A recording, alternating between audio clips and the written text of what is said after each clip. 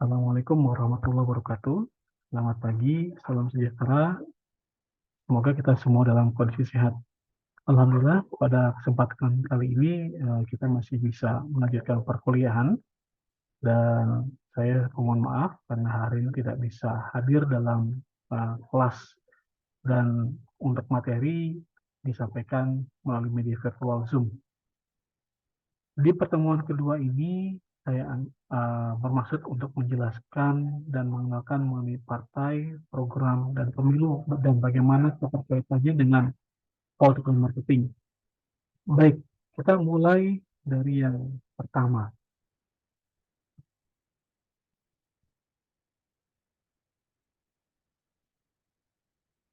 Kalau kita merujuk bagaimana kemudian munculnya satu partai politik, maka partai politik diyakini awal kali hadir pada abad ke-18 di Eropa Barat.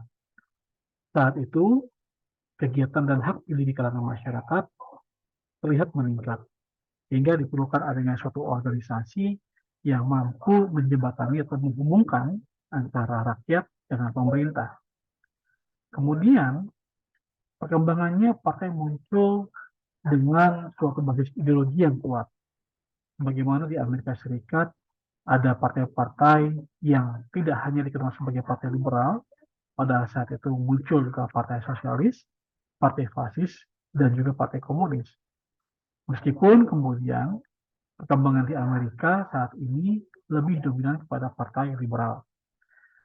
Bagaimana kemudian dengan partai-partai di luar Amerika? Demikian, misalkan kita bisa melihat partai di Rusia atau Uni Soviet pada masanya, kemudian di Cina, lalu kemudian di beberapa negara di Eropa seperti Inggris, Prancis, Jerman, dan beberapa negara Eropa Barat lainnya. Yang kita ketahui, mereka memiliki suatu pertumbuhan iklim demokrasi yang sangat tinggi, dan juga bagaimana kemudian partai bisa menjadi suatu uh, lembaga politik yang memiliki basis masyarakat dengan kondisi ideologi yang berbeda-beda. Apa itu partai politik?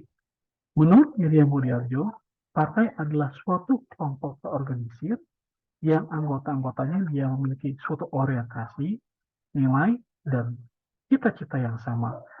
Kelompok ini memiliki suatu tujuan untuk memperoleh kekuasaan politik dan merebut kedudukan politik dengan cara-cara yang konstitusional supaya mereka nantinya bisa melaksanakan program ataupun kemudian cita-cita dari partainya tersebut.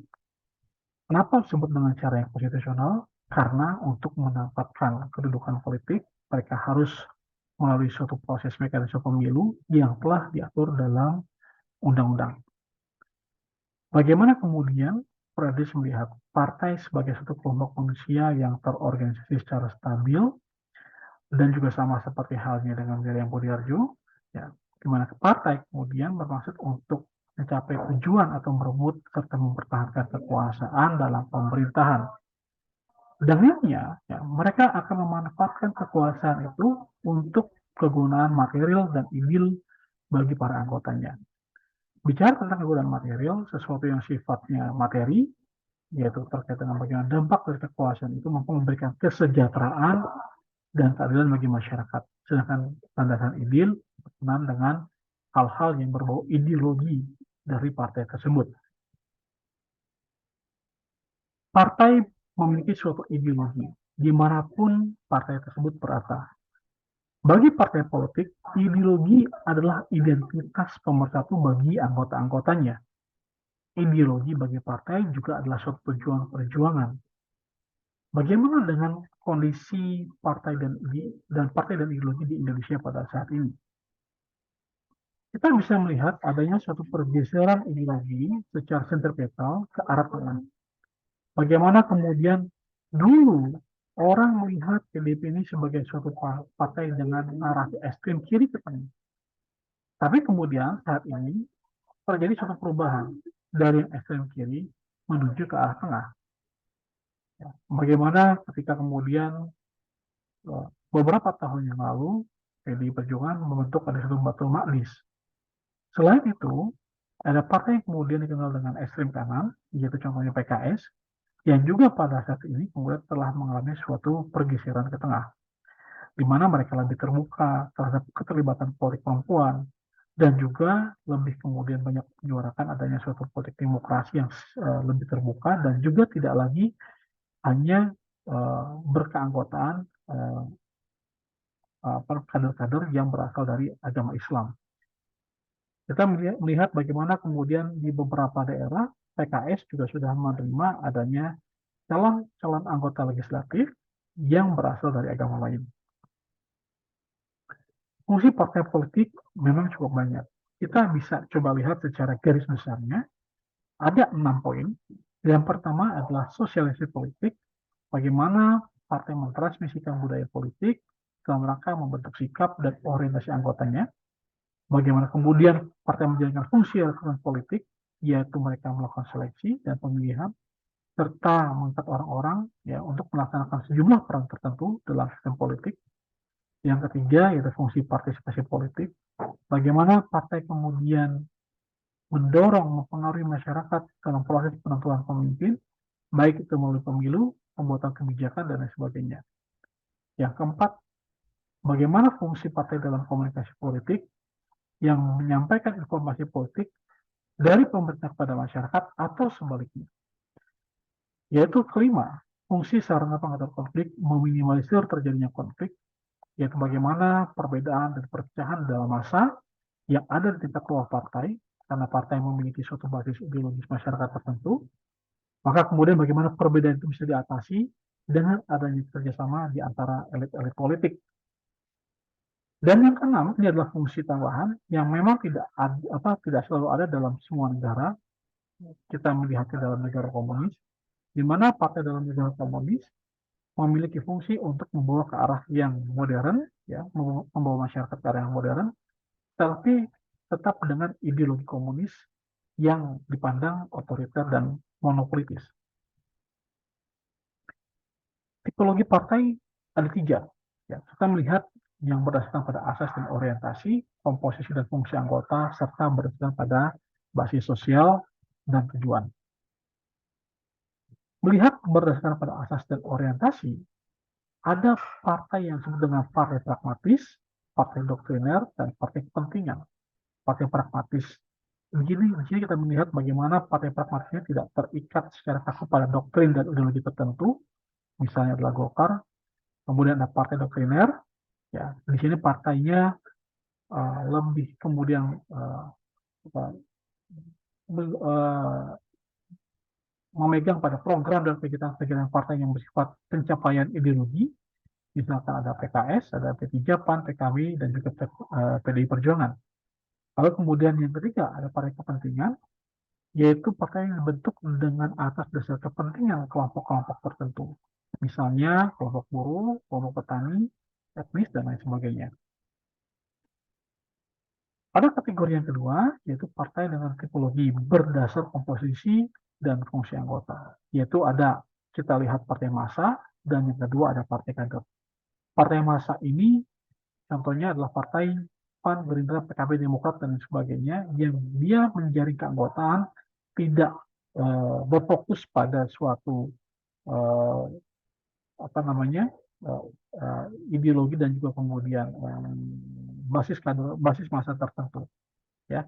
Sedangkan partai kader lebih berasal pada basis massa tertentu dan mereka kemudian menjaring massa itu dengan suatu sistem yang mereka telah tetapkan, dan mereka mendasari keanggotanya mulai dari yang paling bawah sampai dengan kemudian yang paling atas.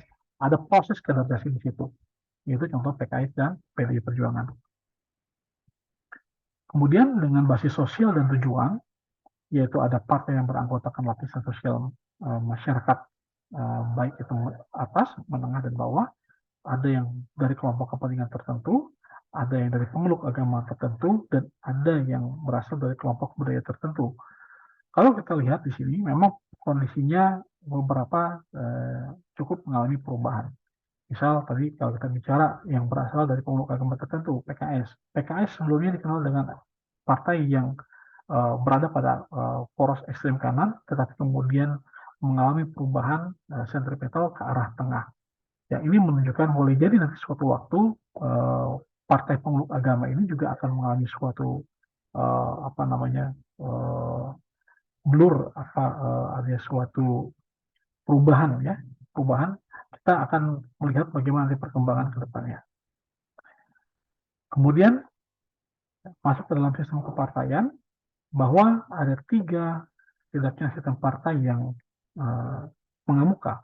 Yang pertama, sistem satu partai, hanya ada satu partai yang kemudian menjadi kontestan pemilu di suatu negara, dan ini pada umumnya berada di negara-negara komunis. Kemudian ada sistem dua partai, contohnya ada Amerika, Inggris, Filipina, Kanada, Selandia Baru, dan beberapa negara lainnya. Meskipun sistem dua partai ini bukan berarti di negara tersebut hanya ada dua partai. Contoh di Amerika Serikat ada cukup banyak partai politik, meskipun dalam keikutsertaan di pemilu, negara mengatur sedemikian rupa dalam suatu sistem pemilunya bahwa hanya ada dua partai yang bisa ikut dalam pemilihan umum. Tetapi di luar itu ada banyak cukup partai politik, dan mereka juga memiliki peluang yang sama untuk bisa ikut dalam kontestasi pemilu selama bisa memenuhi syarat yang telah ditetapkan dalam undang-undang pemilunya. Lalu kemudian sistem multipartai, terdapat lebih dari dua partai yang bertarung dalam kontestasi pemilihan umum.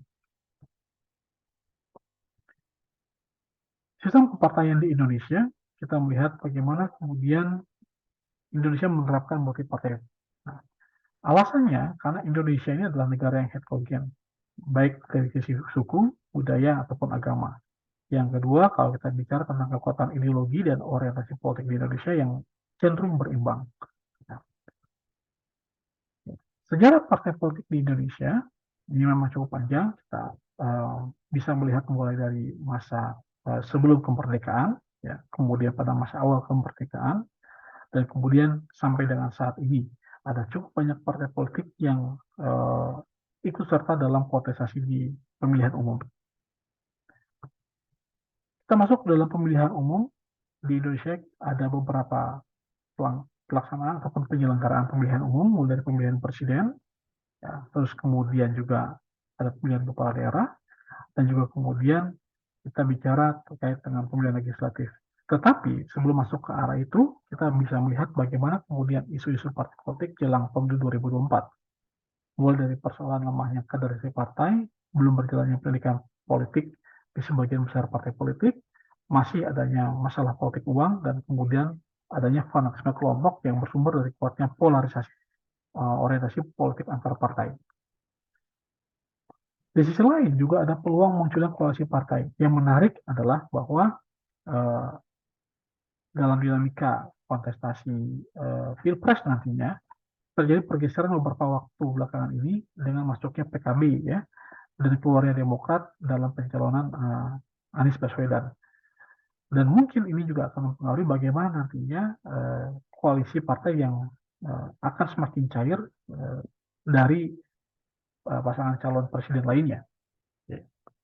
Dan bicara koalisi antar partai, maka koalisi ini sangat mungkin terjadi dalam suatu negara yang menganut sistem multipartai. Dan pemerintahan dibangun dengan atas dasar koalisi partai politik. Tetapi di negara demokratis dengan sistem kepartaian yang lebih terpecah, maka sangat jarang suatu partai bisa memenangkan mayoritas kursi legislatif. Dan kita bisa melihat juga bagaimana kemudian koalisi perlu dilakukan dengan dasar pada pertimbangan rasional, yaitu bagaimana ideologi, kekuatan, dan kelemahan partai yang ditinjau dari suatu basis masanya. Dan komunikasi, kalau kita bicara tentang koalisi partai, maka perlu adanya suatu komunikasi yang berlangsung dalam memobilisasi koalisi antar partai politik. Jadi, tanpa adanya komunikasi politik, maka suatu koalisi partai akan sangat sulit untuk dibangun dan dipertahankan. Bagaimana kemudian keterkaitan antara partai, pemilu, dan political marketing? Kita harus melihatnya pertama, bagaimana tantangan bagi partai dan kelompok profesional dalam membangun pemasaran politik, yaitu untuk merubah paradigma masyarakat. Bagaimana merubah seorang kandidat yang tadinya dianggap tidak aspiratif menjadi aspiratif. Tentu di sini juga ada satu beban berat yang harus dijalankan baik oleh kandidat maupun kemudian oleh tim suksesnya. Dan praktisi harus berusaha untuk memenangkan pemilihan dengan berbagai cara, dan salah satunya yaitu dengan kampanye. Di mana dengan kampanye mereka akan kemudian menawarkan suatu program kerja, kemudian membangun suatu image atau citra yang pada akhirnya mampu memberikan keuntungan suatu kandidat atau seorang kandidat atas lawan mereka. Alasan perlunya pembesaran politik dalam iklim demokrasi yaitu bahwa pemilih dalam negara demokrasi memiliki kekuatan untuk memilih pemimpin. Mereka memiliki suatu orientasi yang boleh jadi telah tertanam dengan basis dasar ideologi ataupun bahkan juga dengan suatu kepentingan-kepentingan tertentu. Karenanya, tantangan bagi calon dan juga tim sukses adalah bagaimana mereka mencoba meyakinkan pemilih agar dapat memilih calon presiden, wakil presiden, ataupun calon anggota legislatif yang diusung olehnya. Persaingan di antara organisasi dan pemilih partai ini juga bisa membuka peluang ataupun kesempatan bagi para pemilih untuk membuat suatu pilihan yang bisa berubah suatu waktu. Makanya kita mengenal adanya istilah swing voters. Swing voters ini uh, suatu kondisi di mana pemilih yang dia akan melihat bagaimana nantinya calon-calon yang tersedia bisa memberikan suatu opsi yang lebih reliable, yang lebih kemudian bisa menguntungkan mereka. Dan bukan berarti mereka tidak akan memilih. Ya, mereka akan memilih bila mana kemudian ada calon ataupun kandidat yang bisa memberikan suatu keuntungan politik bagi mereka. Tidak harus bersifat materi. Ya, program kerja juga dimungkinkan, terus kemudian pengalaman dan seterusnya juga sangat dimungkinkan bagi pemilih untuk kemudian memilih seseorang tertentu. Dalam kampanye politik dibutuhkan area aktivitas pemasaran dan bagaimana kemudian kampanye berupaya memobilisasi pemilih yang akan mendukung calon dari partai politik dengan adanya alasan-alasan yang kuat. Dan partai pun punya tanggung jawab untuk kemudian mensosialisasikan kandidatnya ya supaya lebih dikenal oleh masyarakat, bukan hanya secara personal tapi juga secara apa yang menjadi substansi dari gagasannya. Dan tentunya ini harus memiliki suatu nilai lebih dibandingkan dengan calon-calon yang lain.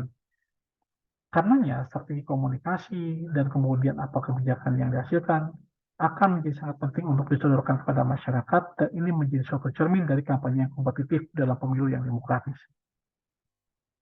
Kalau kita melihat bagaimana kemudian alat daripada fungsi pemasaran politik menurut Mersman, maka yang perlu diperhatikan oleh kandidat-kandidat ataupun partai politik yaitu bagaimana strategi mereka, bagaimana kemudian mereka juga harus memperhatikan apa yang menjadi fokus kebutuhan dengan cara melakukan suatu penelitian, bagaimana kemudian mereka mengorganisasikan volunteer ataupun kemudian tim suksesnya, koalisinya, dan bagaimana mereka kemudian mengkomunikasikan segala macam program-program yang akan dijalankan atau ditawarkan, visi-misi kepada masyarakat melalui jejaring politik, baik itu formal atau informal.